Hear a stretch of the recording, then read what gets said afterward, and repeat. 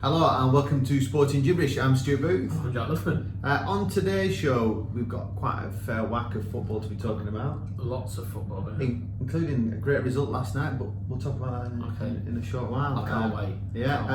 Updates on what's going on with the IPL and England cricket. We're going to have a little look at cycling. It's currently España Tour. Yeah, I see Freeman's first race back, is it? Yes, first and last. Which we'll talk about in a little bit more. We have got the Sporting Gibberish Radisson Red Fancy League winners, plus our new topic or corner is now called the Larkin's Fancy Football Corner. Unbelievable. I mean, got so many comments on that from last week, Larks. We just had to make it a permanent feature. And this is the same guy that didn't want to be on to start with. He's absolutely loving it now. Yeah, of course he is. Can't get enough of it. But we're going to start off with your turn for fact or fiction. I feel like we should have some type of jingle, special effects that whiz on the screen right now. Yeah. But yeah, ready? Fact or fiction? There we go. Well done. So, going cricket, obviously. And I know how you love your cricket and your Test match cricket as well. So I'm going to start with this one. So we're going to go with a chap, a New Zealand Test cricketer retired called Chris Martin, not from Coldplay. No, I was going to say he does good singing. Yeah, no, not him. He was a bowler, quick bowler for New Zealand. He played 71 Test matches for New Zealand. So I'm going to give you a little bit of help. He did bat low down in the order, but it's 71 Test matches, so maximum of 142 innings. Okay. He's probably not had 142 innings because there have been some games called off, curtailed, one innings games, etc, etc. But true or false that Chris Martin has taken more Test match wickets in his 71 Test matches than he has scored runs? Ooh. Right, so what we're saying, on average you'd hope to get maybe 2 wickets. Like a Test match, yeah, I think it'd be. Yeah, so it was okay, one of the world's greatest. Okay, so we're talking that if you think he's not played every single game, so that's 140, maybe minus a few. He's hopefully he's got around about 200 wickets, and he bats down the order. I'm going to say fact. It's very true, well deduced. So he has taken 233 Test match wickets, so a very good guess, due there, and embarrassingly scored just 123 Test match runs. I do believe he holds the most ducks, or the most ducks in Test match cricket. Oh, where are you on ducks? Just out of interest. What, in my career? Right. Oh, I've got no idea. A lot. My old man will know. Yeah, but there's another one coming Saturday. Come on, he's not giving me any hope here. I've had some people say, "Oh, Stu will love it when we talk about what happened." Oh, so yeah, well, we will talk about that later time now. No doubt. So 1-0. Well done. Okay, the second one. Let me find it here. Adam Gilchrist. Yes, Australian. Yeah. Yeah, I know my cricket. What position? Batsman. That's a wicket keeper, yeah. So, when he made his Test debut on the 5th of November 1999. Yeah. I was 18 then. He was 18, okay. Yeah. He has played the most Test matches in a row since his debut than any other player. Well, because he's a wicket keeper, you'd like to think that they don't change wicket keepers that often, so that could be a good one. But is this one of these trick ones where it seems too obvious? So I'm going to say we've got fact. His fact: he played 96 Test matches in a row after his debut between the 5th of November 1999 and the 24th of January 2008 before getting dropped or losing one. Come on, Jack, you've got to make one half for me. This is too easy. This is the one. You had 2 weeks of this and you only got 2 right. This is the one. So, the most runs ever conceded in a first class over. Right, okay. Yeah. It can be 38 if there's no wides, byes or no balls. 36. 36, right? It's 77. Right, see, this is one of them stupid ones. Right, so I'm going to deduct a conclusion here is you've gone fact straight off, so this can be fiction, but this sounds too much out there for it to be fiction. It's going to be fact. So it could be fact, but it could be fiction. But I could be thinking it's fact, so it might be fiction. So even if it is fiction, I did say fact. Fact or fiction? So I've got it right anyway, haven't I? Right. I'm gonna go fact. I'm gonna go. You've got It's 3 facts in a true, row here. It's true. Another hat trick G for you. Yes, there we go. Yes, it's true. So in February of 20th of February 1990, I was 9, just 9, the day before. A player called Bert Vance conceded a whopping 77 runs in a single over for Wellington against Canterbury at Lancaster Park. Now the reason it was all to do with trying. His team needed to win the championship, and it looked like it was going to a board draw. So the captain brought him on to tempt them into winning until they could get out. It kind of all backfired on them in that result because they got dot points not for not playing in the spirit of the game, but for overrate. However, the games afterwards went for them, so they still actually won the championship. But he deliberately came on to bowl no balls, etc. So it was actually. So his first ball was a no ball, and then he bowled only one of his first 17 deliveries was a legitimate ball. Oh my goodness! And the batsman in German scored 70 runs off the over. And get this, 2 interesting facts: the umpire actually called over only 5 official balls that had been bowled because he just lost count. And in those days, if there was a no ball bowled and you scored a 4, it would just stay as a 4. You wouldn't get the one for that. Right. So actually, if that had happened now, it would have been closer to 90. Wowzers! So there you go. I'm gonna have to make it a bit more difficult that time. Yeah, considering you had 2 weeks. See, the difference is I've tried to think about yours. You've just gone fat. No, I did not. I went through it. I went through the process of elimination. You saw bitter. So there you go. Right. There you go. Moving on to Cycling España. So Cycling España is the current Spanish. Teeing up. Just having a brew actually. This is the rarity. The wife made it. Oh yeah. Thanks, Joel. Makes you smile after drinking some bit. In case you watches this back. So at the moment there is a Tour of Spain on. So two interesting things from this I've picked up is it's actually Chris Froome's final ride for Team Ineos. Oh, right. And he's been riding for them for 11 years. So it's his final competition for them before he then moves on to another team. I don't know which team he's moving on to, but this is his final ride. So he's been with one team for 11 years, so that's a major achievement. But unfortunately, after the first stage, he's completely ruled himself out. That his team went too fast for him, left him back, and they put one of the other riders in the forefront. Because it's his first one back. I did read that. The first one back since that big crash. Yeah, so it's first one and last one for him. And the other interesting to a degree is that the UAE team rider has actually contracted COVID for a second time. Has he really? Yeah, so no look for that fella at all. You're going to ask me his name, I'm going to say I haven't got a clue. No, I actually brought my notes. Some mush. Oh dear. But it's interesting the UAE cycling because can you remember when the UAE, the tour of the UAE came through Silicon near our school, right at the beginning of COVID, if you remember, because a few of their riders contracted it there. Yeah. And one or two members of our staff had been down, hadn't they, to watch and were a bit panicky. It was absolutely fine. So there's that. Then of course the UAE have gone and won the Tour de France. And now we've got, so it's in the news. It's very popular here though, isn't it? So yeah, but this is another reason I wanted to talk about it. It has got to be the most boring sport to watch. It's got to be up there, hasn't it? I'm literally going, get so much coverage for a guy to ride a bike for multiple hours. I mean, and not much happens. Yeah, I mean, I must admit, best bits of the crashes. Yeah. I did watch 2012, the Olympics, the road race, the Wiggins time trial. I remember watching that from not from the start of the race, but from his ride. And I think there was a German bloke called Tony at the time. It was close. I remember watching that, and I don't mind cycling the velodrome. Oh, the velodrome's decent. It's class, isn't it? But yeah, the road race is a bit. I wonder about cycling. Have you ever done any lengthy cycling? From here to the corner shop? Pub to pub, maybe back in the UK? No, that'd be drink driving, Jack. We did, before I came out here, Woodall, we did, I think I said to you before, and people remember this listening, we did a virtual ride from Jubilee Park, our home ground, to Perth for the start of the last Ashes in Australia, which would have been 2017, I think.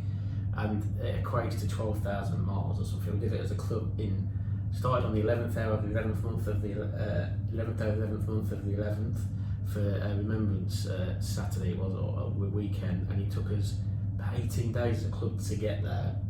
I think in total I did about 350, 400 miles on a watt bike, but it's even boring on that. And we had football on the telly because we had 5 bikes in the pavilion, take rotate and stuff like that. And it takes some guts to go on your own, doesn't it? Yeah. Mind having that stuff. Well, there's another one that Keg's one of the golf guys. Yeah, actually, and Lara Bates, they've agreed to do so many kilometres a day. 20k a day. 20k a day for the whole year. For a full year, which would then equate to them, I think, riding basically from Dubai all the way back to London. Yeah, and actually that's for some charities that are close to their house. We need to get them on. Yeah, definitely. Get them on, have a chat about that, yeah, but as I it tell you goes, what, those saddles aren't any good. Yeah, well, they're no good fit. Definitely no good with saddle sores, and the fact that cycling is the most boring sport. If there's another most boring sport out there, please let me know, but I'm putting cycling top of my list. What, above cricket? Just above cricket. Oh my goodness me. Just above cricket. Oh my goodness me. T20s bails you out. There's nothing exciting about Tour de France. Absolutely nothing. Apart from the crashes, which very rarely happen. Right, moving on swiftly on if everybody's still awake. We're going to be talking IPL review. I see my boys won the other day. They've gone 3 in a row, Stu. We're on fire. 3 in a row, beat the top 3 teams in the competition as it sits, so including some super over excitement. But you know why, don't you? Guess who's back in the fold? Big man. Yeah, big Chris Gayle is back in the fold. We can't qualify now though. I think we're already out of the qualification. No, I think everybody can qualify. Wow. It's still there. There's about, I think they've all got 4 or 5 games to go. It's still quite tight. Delhi Capital still top? Do you know what? They're still up there. They did lose, but I think they're still up there. It's the Kolkata Knight Riders are the ones that are slipping, which Morgan's taken over as captain now, but they got hammered last night actually. So they're the ones they're still in the top 4, but they're the ones slipping out. Rajasthan, my team, won, so they're on to 8 points. So I think they play Sunrisers tonight, so that'll be interesting. But I don't think any of it, either my team or your team, can afford to lose again. I think if they lose again, they've gone. But it's just a shame there's no fans allowed in the grounds here, because I think it would be, well, you know how mad cricket mad. Oh yeah, unbelievable. It's just a shame, but yeah, keep it going. The English boys. Josh Butler did the business for the IR, the double R's, as Danny Morrison would say, the double R's. Josh Butler did it, but so fingers crossed for tonight. That's all I'm going to say. Right, before we go on to England cricket, let's get it done with. So Jack had a game last weekend. Just sent me a message saying, "Have a look at this." It was basically a link to the cricket scoreboard. Talk us through it, Jack. Well, I must say that 1 or 2 people, including my brother, who actually listened to our podcast, I think it must have been one of the first ones last Friday, it said, because I'll bring him up about 1 or 2 things he talked about, what we talked about last week, but he said, when I sent him the same thing, he went, "Sure, we're loving that." And 1 or 2 other people said the same thing. So I had to send you it, didn't I? So, well, we're playing top of the league, the reigning champions as well of the Dubai Super League, Middle East Metals.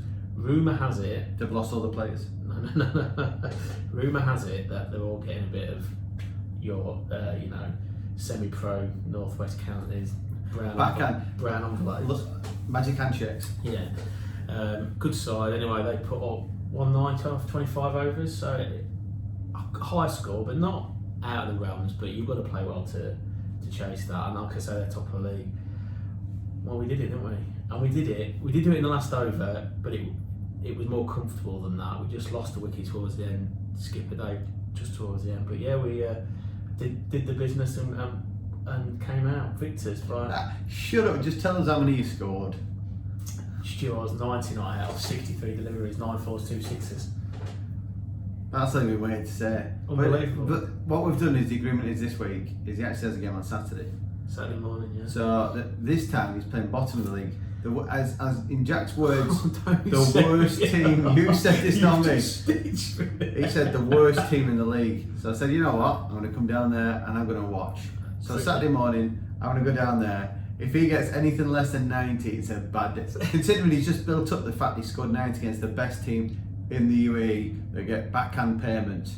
Now Jack's about to play the worst team in the UAE. Premium aces, they're called. Sounds like terrible. Was this different game though? different game week starts. I start on naught on Saturday morning. It sounds like you're making excuses Start already. on naught on Saturday morning. I will be down there. I'm I gonna look forward to it. I'm gonna bring down there. I've got a banner. I've got a megaphone. I've even got a recorder. Oh, lovely. Yeah. We're playing them tunes from the stand. I look forward to it. I can't wait. I can't wait for this time next week. Now you've just bigged yourself up. See, that was a schoolboy error by telling us that you scored that many against that top league. Yeah, it was a bit, but you know, it's the best of bad for a long time. Yeah, a long time. But anyway, enough about me. England. I'm just going to say that England have confirmed a white ball tour to South Africa in November, which surprised me a little bit because I thought South Africa was not in the greatest place with COVID. But well, they opened the flights up last week, didn't they? Did South Africa, Africa, yeah. So the government, South African government, have approved it. They're going to go play, I think, 3 50 overs and 3 T20s in some biosecure areas. I think Cape Town, Joburg, I think. So but that's really good for world sport, not just cricket, because obviously we've got a big year of sport coming up hopefully next year in terms of Olympics, Euros, Lions Tour, and the Ashes at the back end of next year. Yeah. So any amount of sport that's taking place where it involves teams travelling, I think, can only be a good thing. Yeah, you just need to start getting fans in the ground because we've got tickets for the Euros. Yeah. Praying that it goes ahead with fans. But yeah, we'll look forward to that in November. Right, football. We'll turn Is that where we are? Well, I've gone with. Well, I thought we'd start with the vets football. Yeah, we'll talk about me for a minute. That's unsurprising. I mean, anybody been on social media today? I don't really get to talk. It took a while because last night they put their own goal scorers down. So okay. Wasn't happy. So yeah, started last night. Started last night. Vets football. So Deb Bizarrely, our managers decided to call it Vets 1 and Vets 2 teams, and for some reason we were supposed to play other teams and games got moved around and changed, so it ended up Vets 2 versus Vets 1 last night, and I played the Vets 2 team. The only difference I can tell you between the two squads are Vets 1 seems to be the younger side of the Vets team with a lot Tier 2. Yeah, well, they're Vets 1, which is a bit of a surprise. So they're Vets 1, and I've not held this that I'm in the Vets 2 team, but they seem to be like the younger, pacier lads, and then all the old heads, slow, a little bit more overweight. Not vast yet though, Jack. But overweight. Are in the second, are in the Vets seconds. So I went out last night, and I was feeling pretty confident before the game because I bagged loads last year in the seven-a-side comp in the normal open age group. So half time we are 4-0 up. I've scored a German hat trick. What's a German hat trick? A German hat trick is where you score 3 goals in a row without anybody else scoring between. Is it really? You just made that up? No, because it was funny because they were talking about hat tricks. I watched this program. They were on about the ultimate hat trick is left foot, right foot header, and then they said, well, in Germany, if there's somebody scores between your goals, it's not called a hat trick. It's just called you scored 3 goals. That kind of makes sense. So the cricket hat trick is obviously 3 consecutive goals, so it does. Kind of makes sense. So yeah, last night I scored a hat trick. So I took Harry along. I was like, come and have a watch the old man play a bit of football. You're gonna get a masterclass. Make sure you watch. Half time, walk up to him. He comes over and going, I can't believe you only scored 1. I was like, between 1, I scored 3. Told you he was on his phone. Sat on his phone. Leave his phone home. Oh my goodness, just missed all the goals. I mean, you just stitched me up, but he just said that he also saw one of the other Vets teams going on next to it, and with 10-3 something he said to another team. Yeah. One team looked good, but the other team, introduced were absolutely terrible. Oh yeah, they were. And I will score 10 against them, he said. I said we will score. I said I think if we play well, we'll score 20 against them. Yeah. So yeah, I'm all for that. But yeah. So last night we played the Vets 1. The final score finished 8-3 to us. Very good. So good. So start. we're up and running. We're all up and running. Good start to the season for myself and Jack's. So you're Dubai All Stars Vets. Yeah, we're Dubai All Stars Vets 2. We played Dubai All Stars Vets 1 last night. For those wishing, I'm Dubai Exiles Cricket Club. Yes. In the Dubai Super League. So yes. So yeah. Maybe we'll put some links on, so we can get some followers. You never know. Well, yeah, I think I've pretty much put all my got social media out this morning. Right. So next article was something we got sent through from one of our listeners about football kits, because we had to talk about football kits. We briefly mentioned a few weeks back, didn't we? Yeah. So I found this article, and it's funny because it's listed the top 15 worst kits according to this journalist. There's only one at the minute I can think of for this season. And I bet, I know which one you're going to suggest. Which one are you going? Man United. Right. It doesn't even make the top 15. I'm like, but you'll be horrified because I'm like, it should be top 15. But the one I wanted to show you, which got sent in from Luke, was, and for people at home, you won't see this, but what I will do is I'll put a picture of this on there, was this bad boy. I actually quite like it. Like that. Do you know why why do I quite like it? What does it remind me of? Boston. Yeah, it's Boston United. I got sent through saying they've ripped off Hull's kit. Yeah. But I quite like it, but I will put a picture on our social media so you can have a look. Juventus third kit. Yeah, Juventus third kit. See, Juventus make this list twice. Yeah, I think that's okay, that one. I'll quickly whip through them. So Juventus there, Spurs make 14th home kit. Yeah, I mean, I'm not a huge fan of it, but I don't think it's still there with the worst, isn't it? Harrogate Town, that's not a nice kit. No, that's Crystal Palace, I don't see that. I think that looks exactly the same as it looks like every year. Yeah. I can't see any difference. It's funny, I'll say something in a minute about kits after we've gone through this and about that. Partick Thistles, that's pretty big. It's always minging because who mixes red and yellow together? Yeah, that's a hot Crew one. Alexander's is a strange one. That's So if you people out there, Crew Alexander away, have a look at that one. Dome and Home, I don't think it's that bad. It's just a design, isn't it? It's a point with them. That looks like Inter Milan away looks like you're going for a picnic. Yeah. This one looks like a cricket kit. Yeah, so that's Genk third kit. KRC Genk third kit. Are they in the IPL as well? Looks like it. Looks like he could be playing for them. Leipzig away, not the worst. Blue and orange, a bit of a strange combo. Swansea City, I thought it was like a bit of a Liverpool rip-off kit. Because I don't know about Liverpool's third. The green one. That doesn't even make the list. Fourth, Dundee United away one. Nice. I don't see. I think there's worse ones on this list already. Definitely. Juventus home. That's just a variation of the stripes. Isn't it? I don't think it's that comes third. City third. I quite like that. There's the Paisley. Yeah, it's almost like some like a type of designer, like something you'd see from Laura Ashley, like Laura Ashley type design on the Stella McCartney. She's Adidas, isn't she? Yeah, but it's a strange design, but not the worst. And Wolves away. This is a shocker. Yeah, Wolves away is not a good one. I So understand that.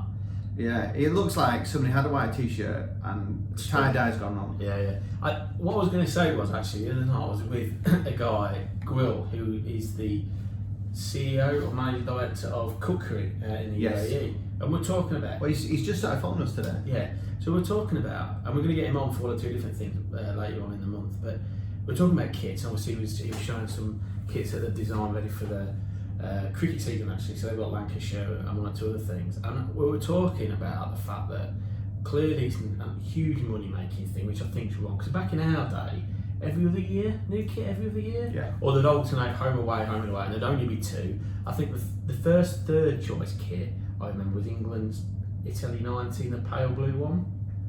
Do you remember the pale blue? I think it's the first third kit I remember being. My mum takes credit for that because she dyed one of my England white one that it went that colour, and she sent it off to Umbro. So then the next thing, anyway, we'll let her talk about that. But so we've got three kits, and in this talk of Spurs, a fourth kit this year, which is ridiculous.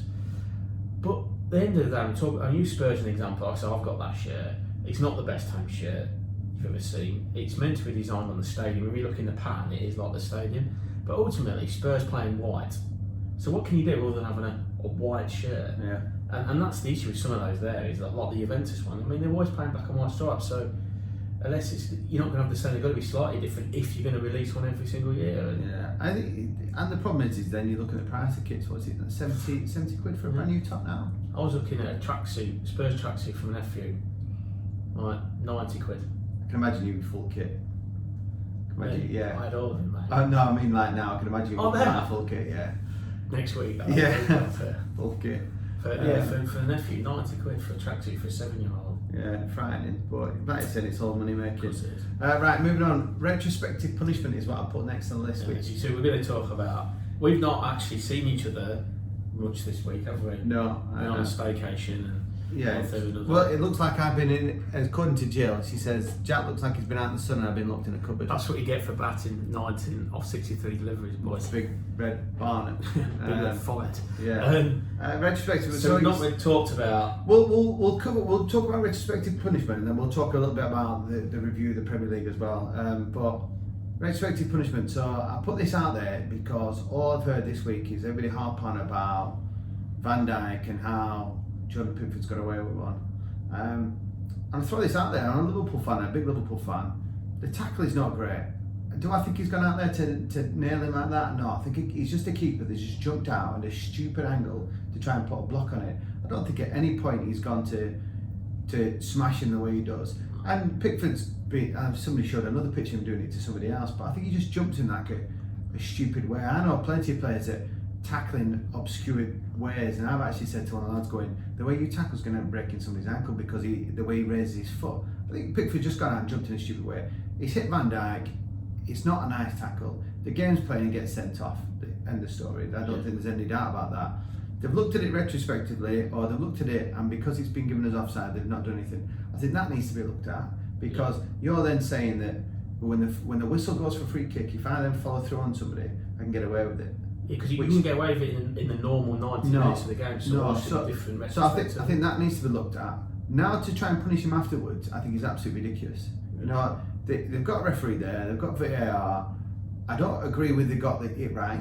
No, I don't think they got it right, but I don't think that Liverpool fans just need to just go, you know what, it's happened, it's shocking. We just need to get on with it. Let's not try and blame our season on the fact that Van Dijk's been hit by Pickford. No. It's not, nothing's going to change. What are you aiming to get out of this? And also, I think I completely agree with you in that, and I think there's been a whole and I don't think it does Liverpool, the team, any good if they're hearing all this. Oh, we're not going to do any good because now we've got Van Dijk. You know, he had a great season last year. Let's be honest. Since lockdown, he's not been at his best. No, at all. So it's not like you've shut out. You've had 6 shutouts in the last 6 games, something like that. He should have been sent off. The amazing thing is, at the time when I was watching it, the so-called pundits didn't even pick up on it. That the fact of how bad a tackle it actually was.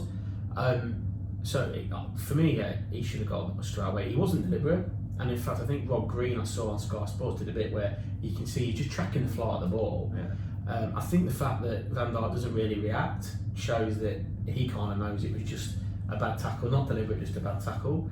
And he should be done with it. If they're going to look at it, and they've looked at it and said, for whatever reason, that it's not deemed a red card, then there's something wrong, completely wrong with it all. But, you know, I know what my old man will be saying. As a former goalkeeping coach, what is he doing coming with his feet anyway? Yeah. Come with your hands. Because if he comes with his hands and he takes him out after the ball, nobody says anything, you know. No. I think he's just he kind of done like a smack attack thing, you know, where he's kind of jumped at trying to make himself big. Well, and then as he's come out because the ball's on the floor, he's just landed funny. But yeah, enough said about Van Dijk. He's out, let's get on with it, let's get over it and move on. I agree. But yeah, Liverpool-Everton game, good game, really good game to watch. Yeah. For a neutral, probably had everything that you needed. Richarlison's tackle, absolutely ridiculous. What on earth he's playing now? Just absolutely, nearly threw the game away. And I'll briefly mention this, but how Coetzee has give offside for that. When I saw and never in a month of Sundays, I still can't. I've got the lines are wrong. The lines are wrong. I can't see how he was offside. What I will say, and it's nothing, not sticking up from a friend, and not against Liverpool. What I am saying is that lots of other clubs last year, or even this year, the offside thing is wrong. If we're going on millimetres, what are we doing? Yeah. That's not sport. Well, because it's proven, it's not correcting everything. And I don't get these people going, well, it's offside because his left toenail's offside. So technically it was, but let's get back to daylight then. Yeah. Or let's scrap it and just go with the linesman's flag, because not one true football fan and an Everton fan can honestly say that when that goal went in, they would have called offside. If we've gone back to the original one, you've got potential there that Van Dijk wouldn't have been given offside because he was millimetres. Yeah, and that was it. And of course, what's happened with, I thought you can end the offside with stuff you can score your goal with. Well, Van Dijk was his elbow, wasn't it? I don't know. And this is where we go on and on about VAR. For me, it just needs to go, because we're still having the same discussion, so it's not ruling out stuff like that, is it? No, which is a shame, because it would have been a great 3 points for us. I think the argument is but you have no need to worry about Everton getting anywhere near the top 2. Oh no, I don't. But Calvert-Lewin looks a monster in the air if you give him a run.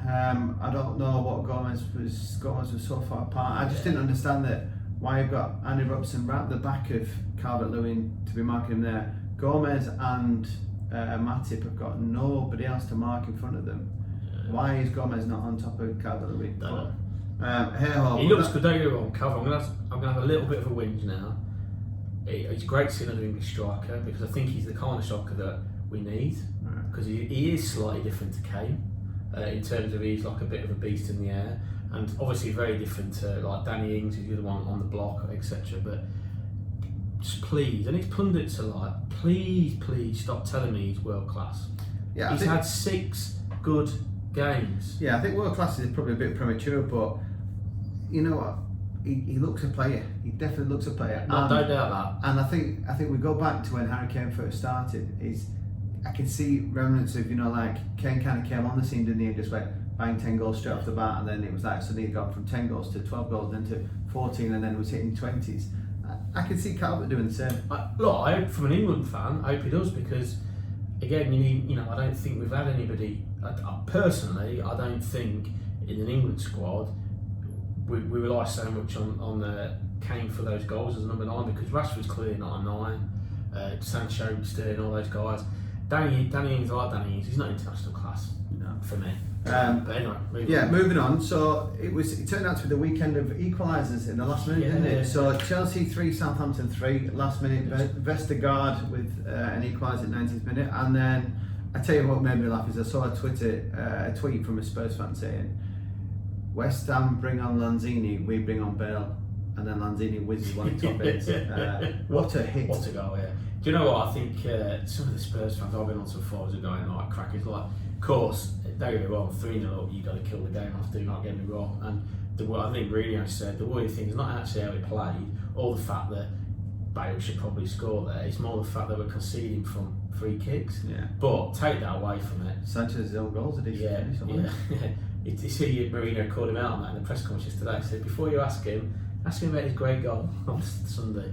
But what a hit from Lanzini. Let's not take anything. We should clear, blah, blah, blah, blah, blah. But what a hit. Great hit, great hit. To take that on in 90th minute when a lot of people would be like, don't waste a shot, let's play into space and time. Yeah, exactly. But good I think it's wide open, isn't it? Yeah, I think that's what it's showing. City against Arsenal was just a dry game, non-event. City scraped 1-0, but I think they're just getting results in the back. City. City, good to see Aguero back.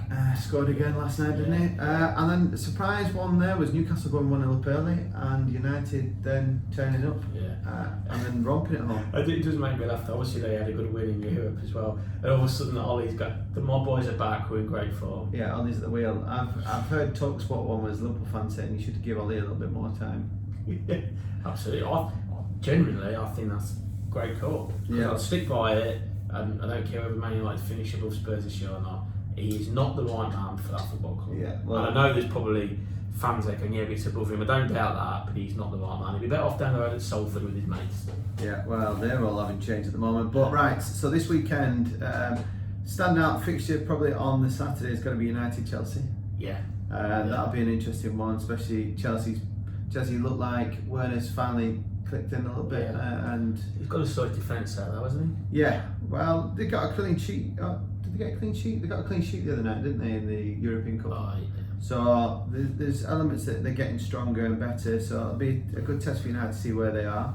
So I think that's the big game on the Saturday, and then on the Sunday, I'd probably say your Arsenal versus Leicester is another one, a bit of a mouth-watering one. Leicester stumbling a little bit, but could do them. But they're that funny team, we talked about West Ham just turn up and roll somebody over. Leicester could quite easily go to Arsenal and beat Arsenal. And then Monday, it's not really appetising, is it? Away to Burnley. And that's a midnight kickoff here because of the time clock difference. We're back in. We're on half term now, so we're back in work on the Sunday. So and Liverpool's at 11 o'clock. It's like, and it's Sheffield United, so it's not even like a taste. But you got to watch it. I'm the same on Monday. Like I'm thinking about 2 day Tuesday. What's my timetable like Tuesday? Can I get away with a late night? Yeah, of course I can. But yeah, we'll look forward to this weekend. Right, a couple of things that I noted this week. Petr Cech being called into Champions League squad. I did see that. Right, so thought process is that they're going to get rid of Kepa in January. And if Kepa's had... But do they not get another chance to... They rejig the teams, but I think if you've had Champions League experience, or you play for a team in Champions League, that rules you out for the rest of the season. Right, so has he been... I did see the Czech thing. Is Kepa not in that squad then? Kepa's not in the Champions League squad. So Czech's been brought in, Kepa's been pushed out. So he's got his new man, and then Caballero, and now Czech. Okay. So he's got them three now as his goalkeeping squad. So he doesn't Kepa's tie Kepa for yeah, transfer. so Kepa, I think the likelihood is Sevilla Yeah. is the likelihood destination of Kepa where he's going to end up. So with him not playing Champions League means it's more likely to happen. And then also just been omitted from the Premier League squad. He's the highest player ever to be omitted, so he's on 300 grand a week. Yeah, and just picked up an £8 million bonus or something. And you see his statement yesterday. Arteta said he's been given every single chance like everybody else has, and he's just not made the grade. You know what? Fair enough. You know why take that? But what Arsenal need to do is get rid of him off the books. Agree a severance deal that it's not going to be a thing, but a lot of other people have done, haven't they? Welbeck did it at Watford and then gone to Brighton. It looks like Spurs are going to do the same with Danny Rose. You know, if it has completely broken down, then get together, sort a severance out, and move on, because what we've got now is he's just causing mayhem, isn't he? Yeah. Oh, we are Shadow. It's that type of thing that you don't need around. I mean, who was he actually calling out as not being loyal? Arteta, the board, his players, his mates. Yeah. So weird yeah, you need to get rid of him off the books ASAP. Right. Right. Arabian Gulf League Started. So first weekend last week, I'll just run through the results if nobody's aware of them. Al Wada beat Hatta 6-0. That's a big result. Good start. Al Dafra beat Ajman 4-1. I don't know anything about them teams. I thought the big result was here. Al Wassel lost 4-1 to Banias. Pedro went back with that. So Pedro's boys have gone and got beat at home. This one's quite a close match, and that's a good result for Sharjah. For 0-2, Sharjah 4. Sharjah were the favourites. Sharjah, one of the big boys. They were linked with Balotelli, weren't they? Yeah. In the summer. Another one of the big boys, Al Ain. They won 2-0 at home. Can you say that? Who did the beat you? Korafakan. Just rolls off the tongue. Played at the Hazard bin Zayed Stadium. Yeah, and my boys beat Calber 3-0. So Shabab Al Hali. So I've watched that. Some good goals. Really good, but we got an early lead in the third or fourth minute, and then Calber shot themselves in the foot. Lads been sent off within the first 10 minutes of the game. 2 bookings. It gives you a bit hot lockdown. He was a bit eager, wasn't he? Yeah, definitely. That tackle he does on... It was like Luke Shaw's on Lucas Moura. So he'd never been booked, and he just completely comes and just signs Eduardo down, and he receives his second Number yellow. 3, mate. Oh yeah, the commentary. Number 3 to number 9, number 3's been fouled. His name's Eduardo, man. Says it on his shirt. Give us a shout, Pedro, come on. Yeah, and then the one that we've been waiting for, Al Nassr. 1-1. Yeah, Al Jazira, who have got Abdul Rahman playing, who's like the top one of the top UAE players. And I've watched the game, and Al Nassr ended up with a player sent off. Captain, I think it's captain. It's a silly booking in the first half. I think you want to see his second booking. He's come running out of nowhere. The lad's gone to it's in the air, just nudge it past him, and he just basically charged into him. But then pretending he got hit in the face, he's rolling around the floor holding his face. Do you reckon he'd been watching us play on the pitch next to him? Possibly. So the referee's waited, and he's kind of like looked at. He's like, oh, he's still waiting there. He holds his face for a little bit longer, and then he gets second yellow, red, off you go. But you've got a point. Well, don't lose your first game. Well, it's important because Al Jazira in last 10 minutes of the game hit this free kick, and it hits the inside. It's dead bizarre. It goes right across the front post, hits the inside of the post, goes right across the first goal. So Al Jazira will come away thinking 2 points lost there. Yeah. And Al Nassr will be like, we'll take that point. We've not lost our first game. We need to try and get to a game hopefully the next week or so then. Yeah. Well, it doesn't look like they're letting anybody in at the moment. No, but big fixtures this week. Hatta versus Al Wassel, which is the bottom two are playing each other. Big game for my boys. You're away to Korfakan. Yeah. At the Sakir bin Mohammed Al Khassimi Stadium. Yeah. So that's very good. So that'll be a good starting point because they've obviously lost their first game. You've drawn a game and see how you get on there. But I think the time of the game is this one. Shabab Al Hali versus Al Ain. So it's a good game. That's an early marker. Friday night, 9 o'clock. Yeah, so it's an early marker. So I think we can get it live. Yeah, well we can do. Yeah, so I think what we might do is try and have a little look at that one and see if we can get some on there. But yeah, that's a big marker for both teams. Yeah, definitely. Neither will want to lose that one. So all available on Dubai Sports TV. Yeah, it's Abu Dhabi Sports TV and Dubai Sports TV. But chances are, if you've got TV out here, you flick through the channels and you'll find them somewhere. But you can also look at UAE Pro League .com and the stuff is on there. But Moving on to listener debate with LeBron. Golf attire. Is this the golf attire conversation we had the other night? Yeah. So just very, very, very quickly. So my brother said his text message was Jordan all day long, even though he's a Lakers fan, and I'm all over the golf with his. And then we had it. He likes him as well. Yeah, and that's from a golf, former course manager and a golfer. Although I don't say Fridge, you're not exactly prone to being smart, are you? I mean, the comfy you can get, the better, I think. When your name's Fridge, you're not beaming out smartness there, right? Yeah, although he does, he pulls off a tweed jacket quite a lot. Oh, nice. Being the country farmer it is, but yeah. So he's all over that, and then Jordan. One or two other people said it's got to be Jordan because without Jordan, Chicago Bulls certainly don't win that first one way back when. An interesting thing I saw the other day. There's a lady called Bird that has won exactly the same amount as championships as LeBron. I'll have to find the stats, but it shows I think he won $300,000 as bonus for winning it.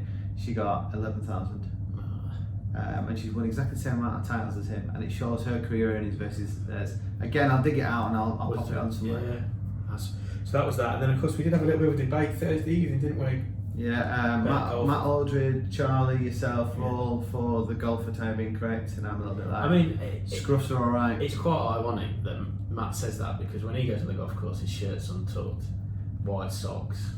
Yeah, but he does love the golf attire, but it's like the weirdest colours. Yeah, he's very bright. Just couldn't wear it. Didn't wear it well. No. Although, just quickly before I move on, he has claimed the second time the WSO Golf is this morning. Golf Society Trophy this morning, 34 points at the Trump. So well done, Matty. I think the first two-time winner. Yeah, I think he's got record points. Isn't he 34 points? 34, yeah. So, I won with 38, mate. Oh, sorry, Jack. But yeah, well done, Matty. But what else happened this week, Matt? Jack? So the Wellington Cup. I saw the trophy. Trophy looks class. Yeah, we'll put the trophy. Brilliant. Yellow welly bob for anybody. So all the Wellington schools played in a very social distanced competition at the Elds Club. WSO, Wiz, Wellington International School and Wellington Al Khail. Stapleford points, all teams had 10 players, which is really good. We each had a buggy, there was 30 buggies going around the course, which was class, and obviously social distance food and that was class afterwards. Unfortunately, WSO we came third. So Foggs, who was like one of the co-captains, was not happy. He's doing a big debrief ready for the next tournament next term. But big shout out to Wiz for winning it. Fair play, and they took the lovely. It is a yellow Wellington. We'll get a picture of it for the Wellington Trophy. And one of my playing partners, Dave Adams, who's the captain of my career club as well, it was his idea.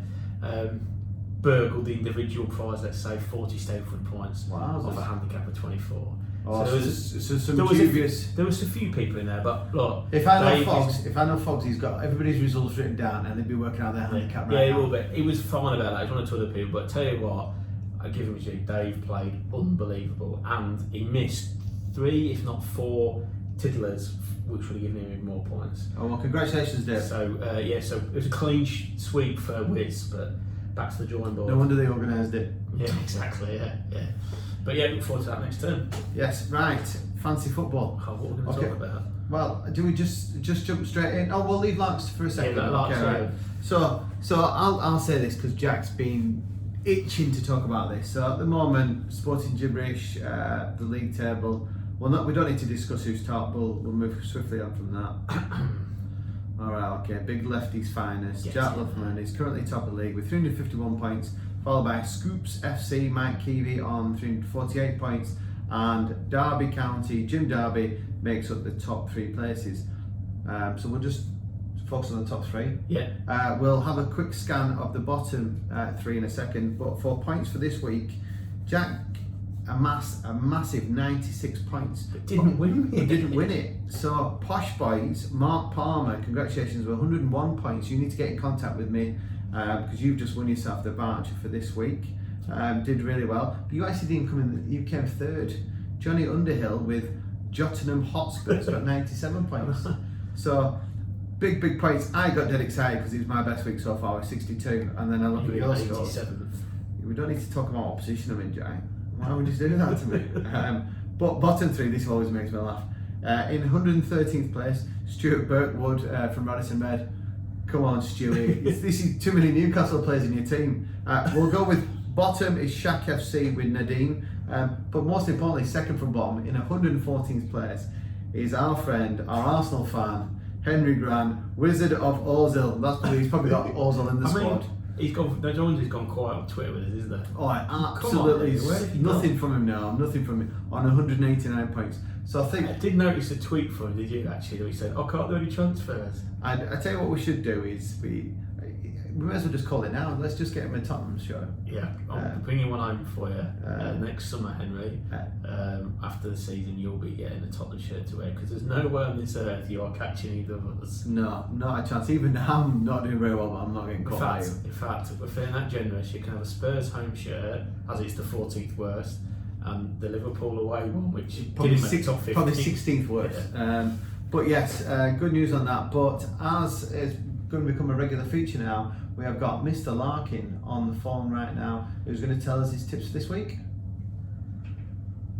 Alright lads, good to be back for another week of Larko's Top Fantasy Dream Team footy tips. Those of you who got on Wilf last week, he brought back the jam, 9 points from the lad, absolute jam. This week, I've got a few tips for you. It's been half term in my household. Number two's gone home for a week to see the family. My Mike Phelan, as I affectionately call her, the missus, back home doing a bit of a scour report for the boys, see what she can come back with. Me personally, I'll be doing a real deep dive into Neil Warnock. Been studying his form, the gaffer, one of the best to do it, and come across some interesting things. There's two things, that he built his career on. The first, he's a big fan of Soda Cream on the undercarriage. The second one, goalkeepers. Not a big fan of keepers was Warnock. Hated them.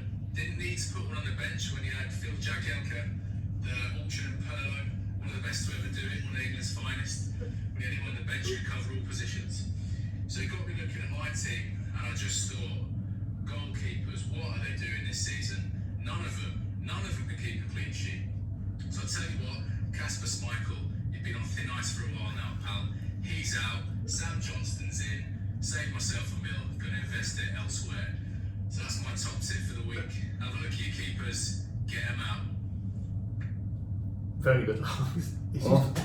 He's gold, isn't he? Yeah, absolute gold. It makes us laugh. His missus definitely doesn't listen to this, and if she's saying she's Mike Phelan. I mean, you could have thought of somebody else. Yeah. But there you go. It's interesting about a goalkeeper though. I've got two decent ones, I think. I always go with a decent keeper, and I go with a goalkeeper that's the cheapest that'll never play. Yeah. So it's just a case of hitting that spot. But yeah, it'd be interesting. I think Sam Johnston's not a bad shout because you get bonus points, don't you, for saves. It's interesting with Johnson as well. He had a great game. I did watch that. 0-0 bits of it. But he's an English keeper, sort of never gets mentioned. Yeah, he's decent. Ex-Man United, yeah. We've got a loose link with him back home. So yeah.